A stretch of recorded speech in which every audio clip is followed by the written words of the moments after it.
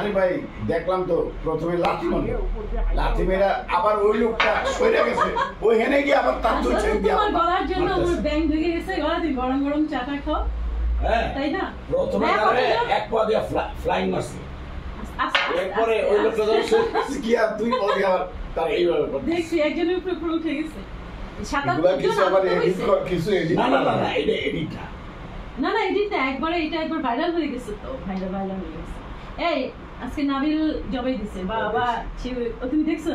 আচ্ছা আমার ছেলে সেই তো জবাই দেয়, কোরবানি দেয় অনেক বছর ধরে জবাই দেয়। আচ্ছা আর পুরো ফুল। আচ্ছা আরেকটা ঠিক আছে, যে লোকটা আমি যে পুরো পা মারতে যা তখন যে একটা লাথি এটা অনেক অ্যাক্সিডেন্ট, এটা अवेलेबल, এটা হয় পিছনে লাথি, পিছনে পা দিয়ে।